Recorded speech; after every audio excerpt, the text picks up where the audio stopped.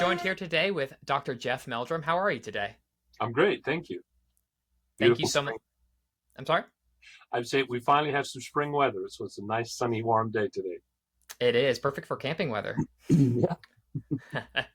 So, can you tell us a little bit about your academic career and how you first got interested in the topic of Sasquatch? Sure. Well, and pardon me just a second. It's a little bit of a frog this morning.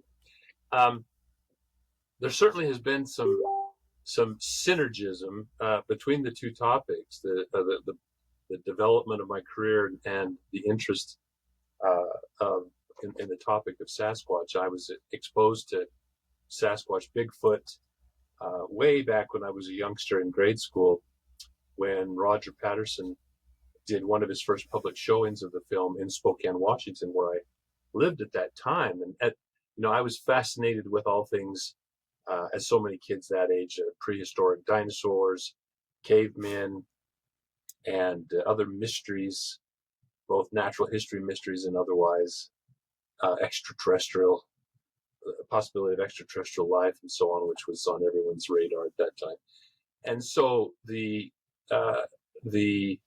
realization of the prospect of something like Sasquatch just seemed to embody so many of these elements that I naturally gravitated towards it and was fascinated by it. And it certainly, whether overtly or subliminally, influenced my interests in my eventual career choice, which, as most young people experience, bounced around like a pinball, it seemed, but within certain bounds. I was always fascinated with natural science, and I didn't have the role models to really understand how one could make a career in academia as a scientist. You had this sort of, as so many people, this abstract white coat. Of course, I envisioned, the intrepid explorer out in the jungles or on the margins, in the frontiers, and but eventually, after going to college and being exposed to that environment and the breadth of possibilities that was open to me, again, there, unfortunately, we didn't have at that institution, Brigham Young University, there wasn't a strong physical anthropology representation, and so it was only through my own digging through the stacks in the library to find introductory texts that sort of encapsulated my interests. And I remember, I pulled this intro to Phys Anthro out the shelf, and there it was. There all, that was the primate behavior, the prehistoric human evolution, and all that went with that. About that same time, I also discovered a real interest that dovetailed so nicely with physical anthropology, an interest in anatomy, human anatomy. That course just fascinated me, and the opportunity that we were afforded, even as undergraduates, to examine the human body, examine donor bodies, really was quite an opportunity. I was actually an undergraduate teaching assistant in that course. Sorry about that. I don't know what brought this on, but so to make a long story short, that all kind of that interest waxed and waned over the years, and as I was pulled different directions, and it wasn't until I was well established as a young assistant professor that the opportunity presented itself to engage in some evidence of Sasquatch firsthand. This was in the form of a video that was purported to represent a Sasquatch in the forest, the redwood forests of Northern California. And one thing sort of led to another. Eventually, had an opportunity to visit with Dr. Grover Krantz, who was a role model at this point, and for his rather intrepid and pioneering efforts to keep the door on this topic open and keep it from slamming shut. And had the chance to visit with him in his lab and see some of the casts. And of course, by now, my interest in hominin bipedalism had placed me in a position to really appreciate the footprint evidence, which he had focused much of his attention on. I mean, our approach in many ways was very similar because of our common background in physical anthropology and human evolutionary anatomy. And so, I had a very serendipitous opportunity to examine footprints in the field, a long line of tracks, 35, 45, very clear tracks in the mud of a farm access road and outside of Walla Walla, Washington. And it left really nothing to question. I mean, as far as the credibility and the persuasiveness of that particular example of footprint evidence. And, I was kind of pinching myself, thinking, my gosh, the Sasquatch actually walked by here last night. And as that realization set in, it's like being fully cognizant of the stigma attached to the topic by this time and the stigmatization of Dr. Kranz's career because of his direct involvement. There was actually, as I've often described, this little moment where it seemed to be that there were two imps, one on each shoulder, one whispering, "Do you really want to do this? Look at what Dr. Kranz has endured, what Grover's endured. You want to go down this path?" And the other one saying, "How could you not? This has got to be the most fascinating question, mystery of science, of natural history, out there today. How could you not pursue this? You're here privileged to look at this most impressive example of this evidence." And so obviously you can tell who won the argument. So that's kind of what brought it to the trajectory that we're still pursuing now. So yeah. Well, you answered some of this question in your answer, but in Mm-hmm. all the research you've done, what have been the most convincing pieces of evidence you've found in favor of Sasquatch's And existence? certainly, personally, that the answer is somewhat biased by my own experience and expertise, the frame of reference that I can evaluate evidence from with the greatest sense of confidence and authority. And so, yes, the footprint evidence is by far the most ubiquitous and the most compelling. To the novice, these are just big footprints, and they are assumed to be just enlarged facsimiles of a human foot. But in reality, they are quite distinct.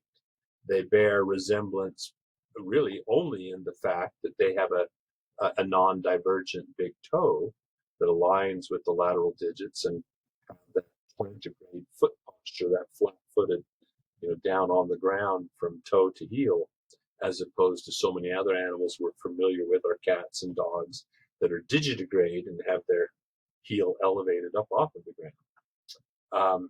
But beyond that, other than the shared commonalities of a primate foot, the same basic skeletal morphology, the clawless digits,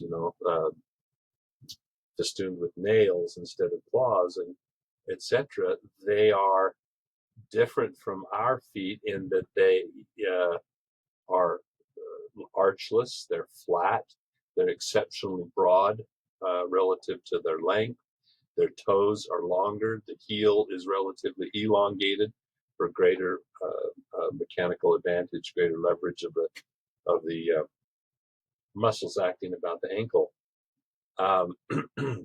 So, and of course they show, which is not so different from us really, but from Western civilized people who have confined their feet in shoe wear most of their life. They, in contrast, have a remarkably splayed foot and exhibit much greater mobility of the digits than most typical residents of the North American continent. Now, there are human examples that approach that degree of mobility in the digits and flexibility of the foot, but not still not in terms of, for example, the mid-tarsal break, which I've explored and discussed at length elsewhere, the retention of a much greater mobility through the instep, which is a primitive hallmark of the Sasquatch foot. So I'd put footprints right up there really high. I think next comes that Patterson-Gimlin film. You know, when I first started, I was actually a little bit averse to putting too many eggs in that basket. I didn't want to, you know, put the pyramid on up inverted. Wanted a broad base of evidence, and that was such a singular experience that has yet to be fully replicated, that I didn't want people to think that we were grasping. But the more, as time went on, and I became more and more familiar, and I got to know Bob Gimlin personally, and I looked into the dynamics of the footprints and the foot visible in the film, and the correlation between the two, and the musculoskeletal anatomy that's clearly visible. Muscular anatomy, I mean skeletal proportions, but and what I know about kinematics and the dynamic aspects of bipedal gait. I'm as convinced as I can be, short of having stood there on the sandbar on that October day, that that's the real deal, and it really provides us a great benchmark for our questions about the adaptations, the anatomy, the behavior, and the correlated footprint record. So that's up there too. And then third, I think what I would list eyewitness testimony, not in general, because quite honestly, it's my experience has been both with reports of footprint finds, but even more so with anecdotal descriptions of encounters. You're at the mercy of not only the intentions, but the qualifications and the conditions of the event and so forth of the eyewitness. So unless it's corroborated with the discovery of documentation of footprints, unless there are multiple witnesses to corroborate the experience, it can be pretty sketchy. The remarkable consistency, especially from an era that predates social media, those carry much more weight with me. These people who have much less preconception of ape and concepts of pre-human appearance and adaptation, as a result of all the marvelous documentaries that we have privilege of partaking in. Back in the 60s and early 70s, I mean, basically it's just what people knew from their own experience. And there wasn't this networking. You didn't have this social reinforcement of a concept, of an image of what a Sasquatch should look like. So those reports are really, to me, much more stunning. But I was just going to add the qualifier, eyewitnesses that I know personally, when they tell me their story, I already know this person, and so I can evaluate their interpretation, their perception on that basis. And there are a number of examples of that where, under conditions where we're not just talking about a little flash of fur, something seen at a distance, it's out of focus, or these were close-up encounters, visual encounters where, it's one thing to sit here in your armchair as a skeptic and say, they just saw a bear. They didn't know what they saw. They imagined it, It's another thing when you're sitting in the living room of an eyewitness across the coffee table from them, and you watch and hear their recounting and reliving.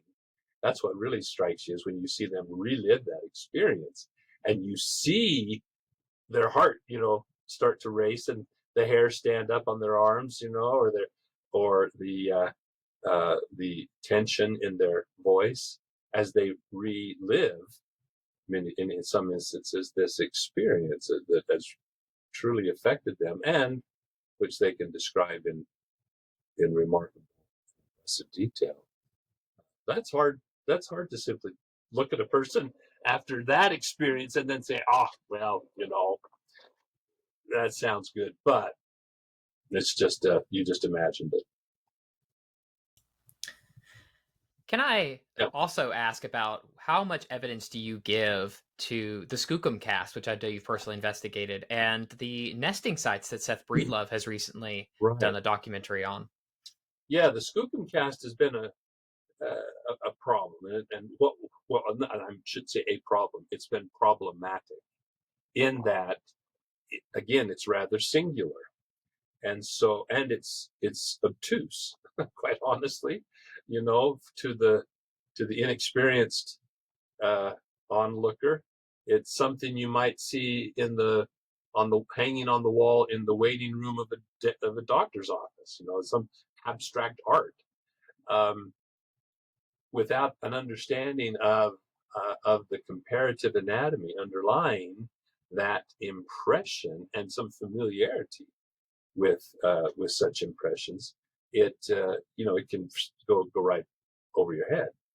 I mean, I'm often a little insulted by skeptics who poo-poo it just offhandedly and say, well, it's obviously this. It's obviously an elk uh, that has reclined, that has bedded down.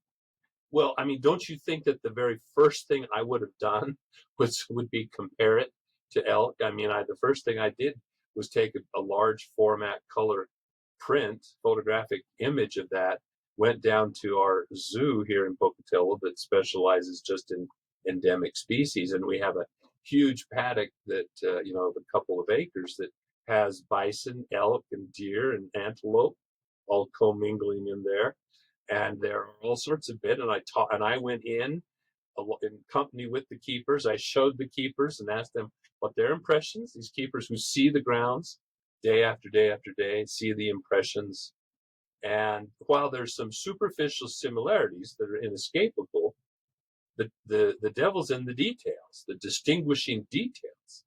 Um, I mean, without going through a whole laundry list, the one most telling is simply the lack of footprints, hoof prints rather, the lack of hoof prints where an elk would have to stand up. Elk, as far as I'm aware, are not capable of levitation.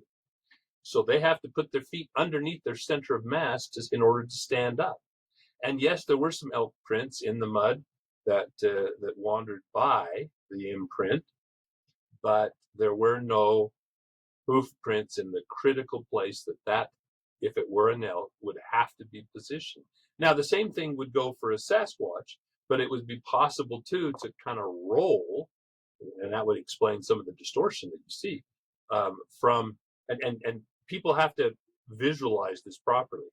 When it's been described as a mud wallow, they think of mud bath, mud wrestling match or something, that consistency.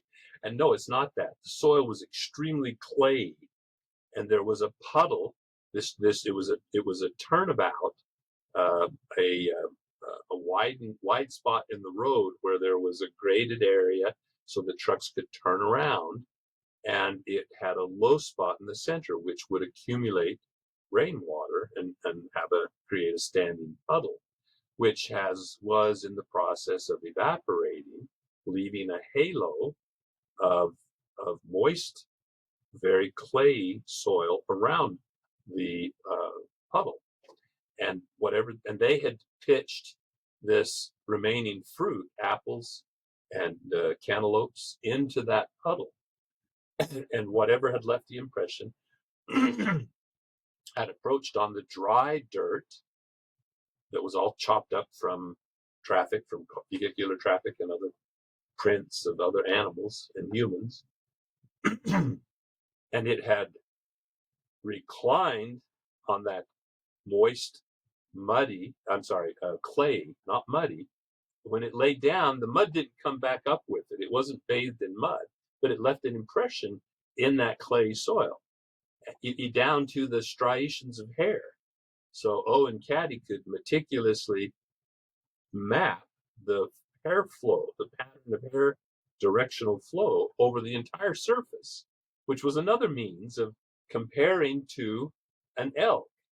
All you have to do is then look at, we went into a museum, and you can do the same thing with a taxidermied elk mount and trace the outline and then correlate the corresponding body surfaces that would have been responsible for, presumably, for different parts of the imprint as interpreted as an elk, only to discover that in places the hair was going in the opposite direction, like flowing down the legs instead of up, and so on and so on. So, there were lots of interesting aspects of it. But unfortunately, at one point, John Green had actually suggested to me that at his expense, he would rent a truck. We would put he had commissioned a couple of nice fiberglass replicas of the cast, which was several hundred pounds. But rent a truck and drive this around the country to various academic and museum institutions and have me show it and discuss it with the experts at those locations. And I just kind of chuckled to myself, and I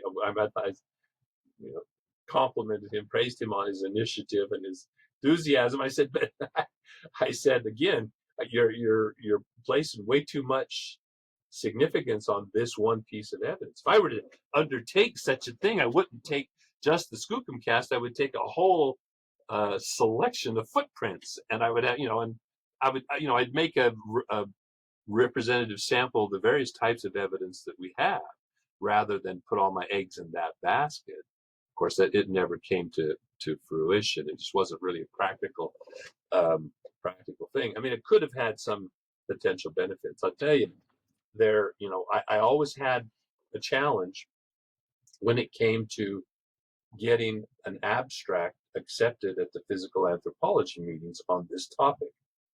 The national or international meetings of the American Association of Physical Anthropologists was sort of my flagship society and professional venue, and it was always a crapshoot. I literally had a 50-50 chance, basically, because it all depended. There were, your abstract was sent out to 2 reviewers from a panel to be evaluated, and literally 50% of the time I got thumbs down. It was rejected.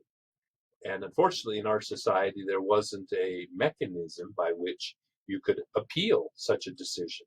You could try, you could go to the program organizer, you could even go over their head to the executive board of the society, but they would always just turn it back. And so on those occasions, I would really press for some rationale for the rejection, and they were always silly. For example, the one that I always cite, it's so laughable.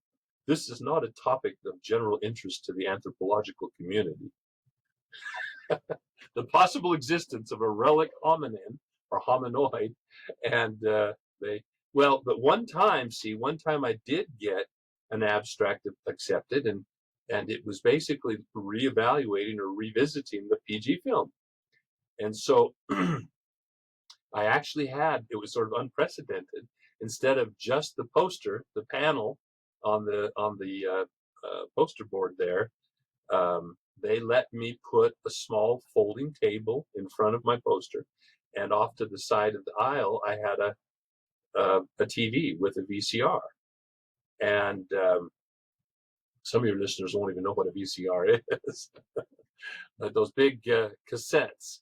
And we had edited a cassette with numerous iterations of the PG film, slow motion, close up, reverse image, and all sorts of different things.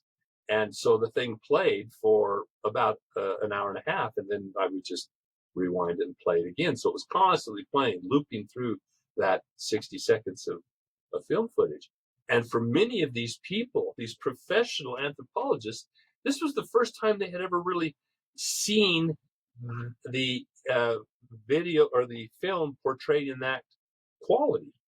They were used to the scratchy, deteriorated VHS copy that Mrs. Patterson would license to the television. And, the networks like that because it's very campy. You get that camera motion and it looks mysterious and out of focus. It's led to that meme that Sasquatch is always blurry and indistinguishable, which is a total misnomer.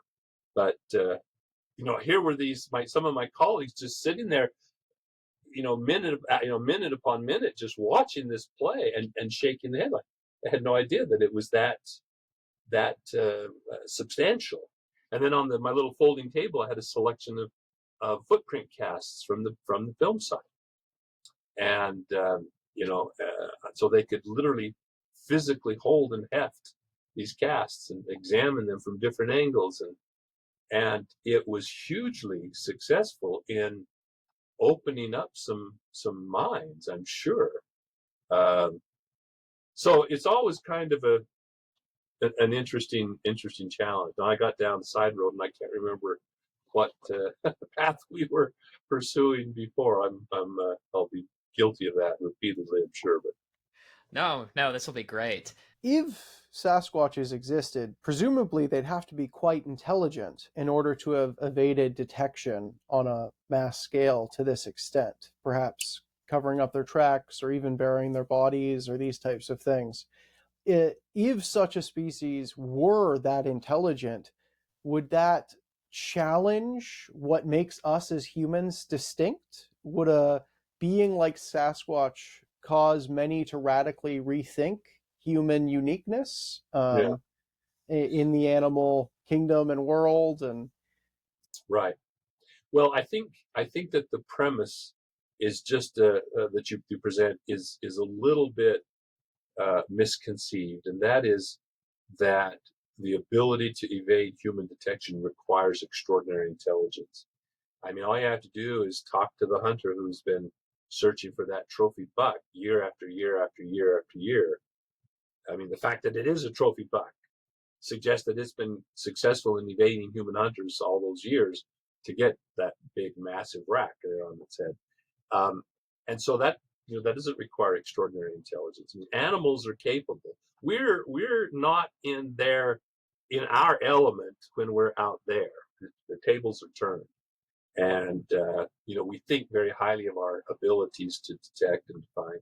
But I mean, there's lots of, you can cite all kinds of examples of animals that have been discovered quite recently that people would have argued don't exist or weren't there any longer, or never have been, but they have been all along. So so that if we adjust that premise, then what evidence do we have that suggests the possible degree of intelligence possessed by this creature? Well, one thing is we have the eyewitness accounts that have created a rather remarkably consistent profile, one that is actually absolutely bereft of evidence of a material culture. There is no archaeological record of Sasquatch in North America. They don't make or carry or possess stuff, except the occasional report of the opportunistic brandishing of a stick or the throwing of a stone.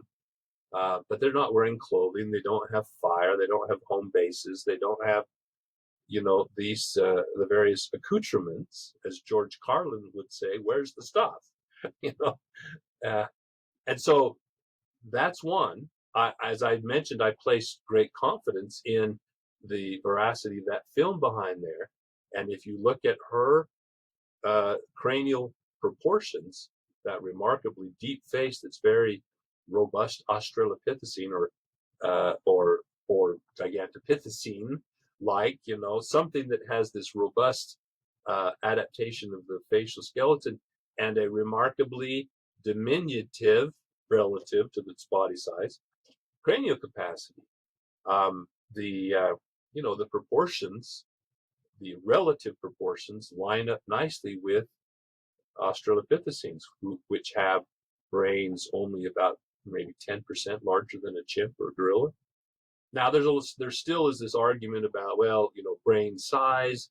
Do we rely just on size? Do we rely on absolute size? Do we rely on internal architecture, which we have no way of assessing, except in the outwardly manifested behaviors and like the possession or modification of the environment to create stuff.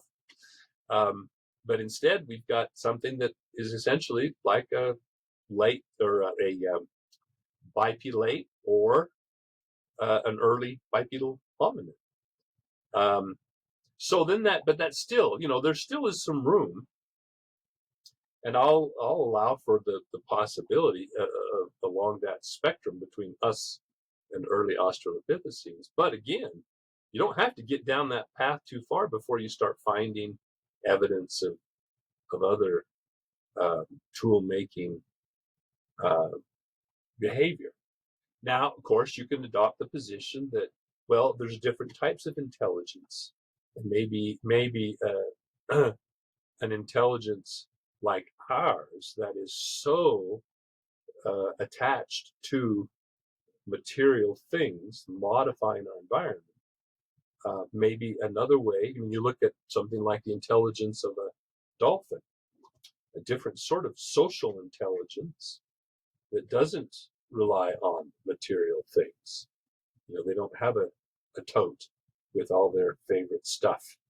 They might use opportunistically something, just like a chimpanzee will modify a stick to fish for termites, or stash a favorite hardwood stick or rock for smashing open nuts.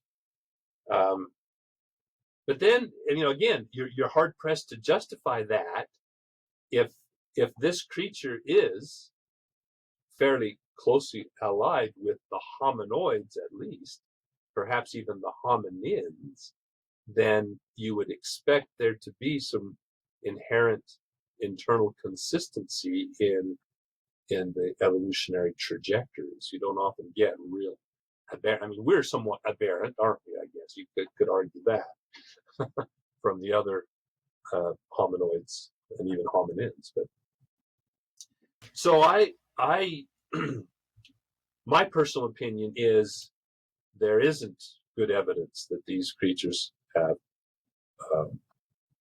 extraordinary intelligence. And so, I've had people from a religious perspective who say, well, if you show these creatures exist, then that bolsters evolution, that undercuts any kind of theologic explanation for human origins. And I said, my response is, well, does the existence of the gorilla threaten your faith?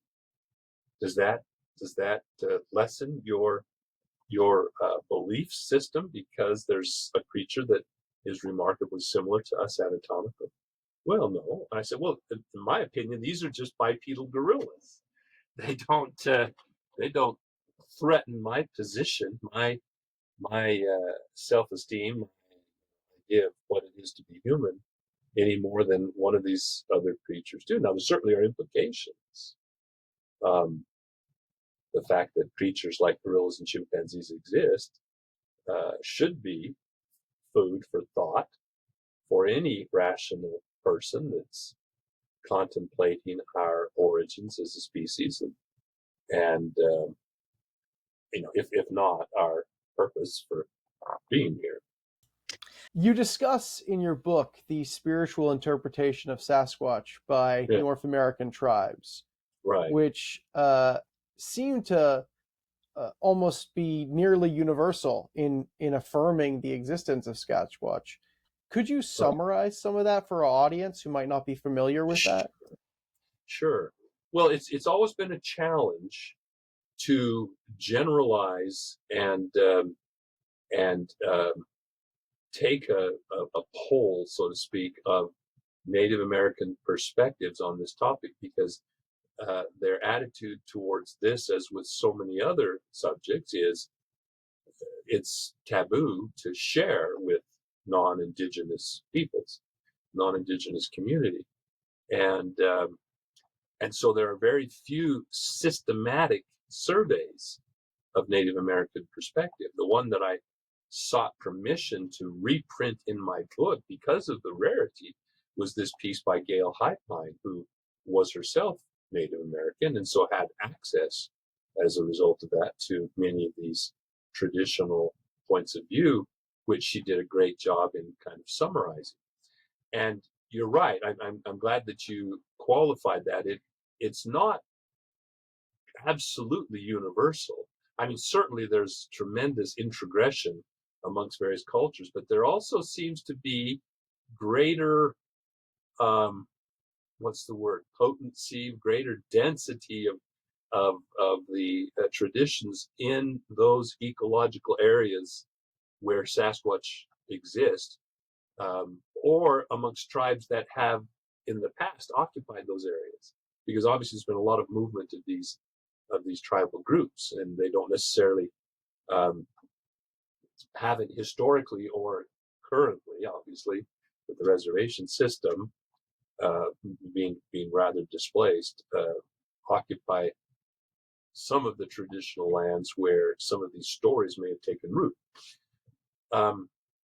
People should recognize that Native Americans, the experience has been, described as a form of animism, where a dualistic perception, both physical and spiritual, is sort of imbued or derived from all of from everything universally.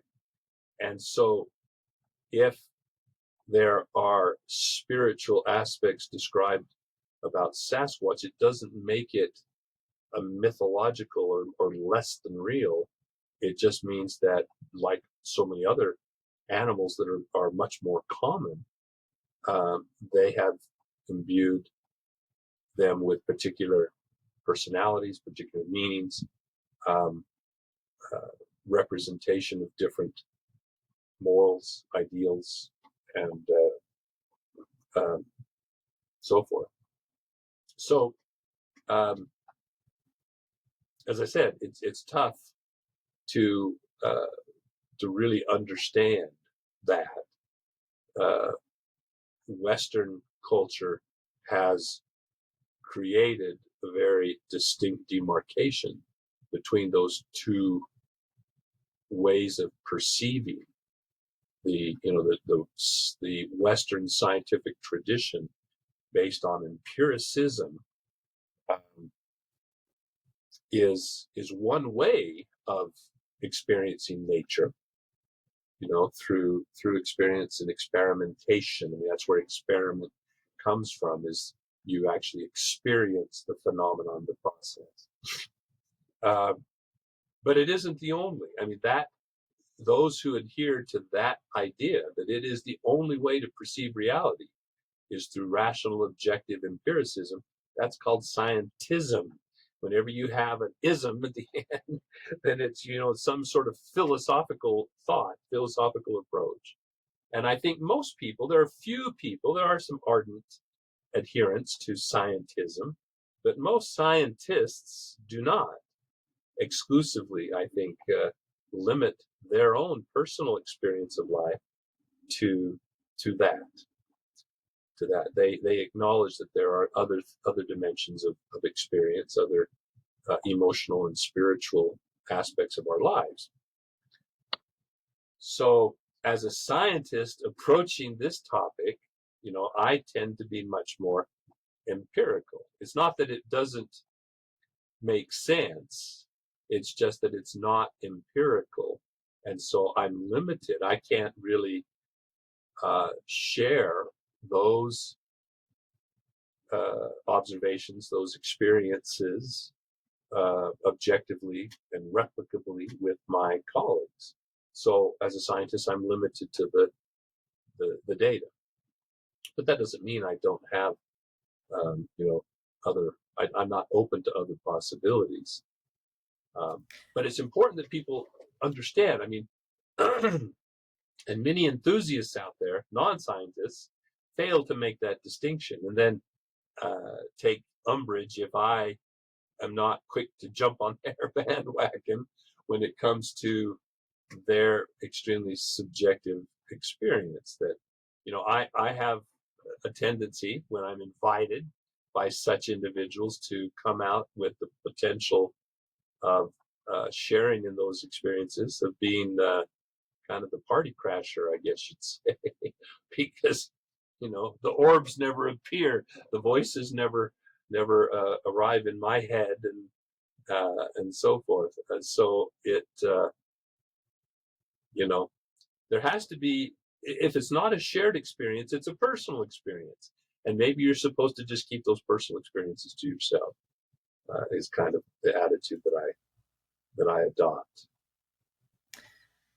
As someone who's doing, a doctorate in science and religion, I do really appreciate hearing the other ways of knowing. Mm-hmm. And I also very much appreciate, I believe it's the 3rd chapter of the book, where you do talk about the Native American experiences that combine these ways of knowing in a very intimate way, which was also the Christian experience of the world for the longest time. Yeah. Which I just think that's real fascinating. And I this is where our podcast really tries to go, is what does this mean for us as religious people? And I wanted to open that topic to you just to sort of close us out, is how do you see the topic of Sasquatch as integrated with your own religious faith or your own spiritual journey? Well, do you try to keep these separate, or are there ways they overlap? Your starting point can really influence your perception. Eugenie Scott is a physical anthropologist who's very active in the Center for Science Center for Science Education. Is that what it is? I just went blank on the title. But it's an organization whose function is to help monitor especially the political initiatives of the formalized creation science movement. And so she's been very active, very proactive in that role. She organized a symposium that was held at the Physical Anthropology meetings, the American Association of Physical Anthropologists. The first symposium about teaching rather than about research. And so to introduce her symposium, she got up there in front and she was telling the story of a professor who came in. And I mean, it's basically, she was parodying or paraphrasing the story of the Scopes trial, where he came in with this skull of a monkey, a chimpanzee. I don't know if he had a chimpanzee skull, but a monkey skull, and said, "Students, I'd like to introduce you to your ancestor."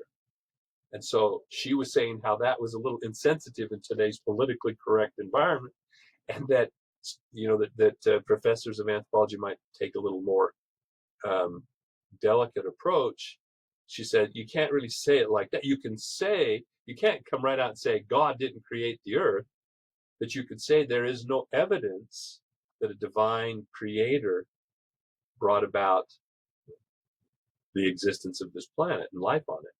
Well, I went up to her afterward and I said, how do you justify that position, that statement?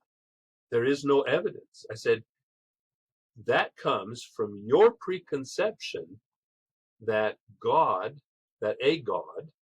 a deity created by fiat.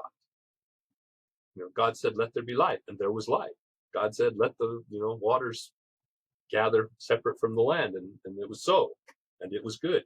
I said, what if, as do many denominations, my own included, myself more personally perhaps than some in my institution, that a deity, if one exists, operates through natural law, is not the author of law of nature, but is an operant within nature, these eternal physical principles that are inherent. And you're expecting to see a signature at the bottom of the portrait, whereas the portrait comes about through it's the process by which the portrait comes about that is the evidence is taken as the evidence. And so for these people, the existence of the picture, the landscape here, the painting, doesn't question the existence of a deity. It needn't. For some people, that's sufficient that in itself is sufficient and doesn't require a question about who executed the painting. They're satisfied with the end result, and for them that just came about. And you could tell she had never thought of that before in that way. And it was interesting. I'm confident of that assessment on my part, of her reaction, because the next time, it was several years later in a different venue, that she was giving almost the same talk, and her opening statement was completely revised and adopted a more accommodating perspective that I had advocated. I mean, I'm not going to take full credit for won her over, but at least planted perhaps the seed of a thought that she allowed to sprout and nurtured and explored a little bit. That, hey, maybe I was thinking about that wrong. So kind of comes back to that notion. I said, we see what we want to see. Our perceptions are certainly conditioned by our preconcepts and frame of reference. So kind of drifted off of Sasquatch a little bit, but I mean, it's the same. I think it is the same sort of thing. I don't think the existence of these creatures, like I said, has any more impact than the existence of the gorilla. Now, certainly the existence of the gorilla had some impact on Victorian religious thought, and especially if people could get past their superficial consideration, and as Darwin did, and noted all of the remarkable convergences or parallels in anatomy between the gorilla he was able to examine and the human condition. But a creationist can turn that around easily and say all of nature is patterned. We are the acme. We are the starting point, and that all the other creation. Of course, then you can rile that up a little bit by just juxtaposing the two accounts of creation, the contradictory accounts of creation, one of which culminates with man, the other starts with man. One is in a watery void or abyss, and the other is in a desert with an oasis from which springs the mist that brings fertility to the barren desert. I mean, again, these are extremely literary and not literal accounts of events, in my opinion, if they're to be taken at any as any value at all.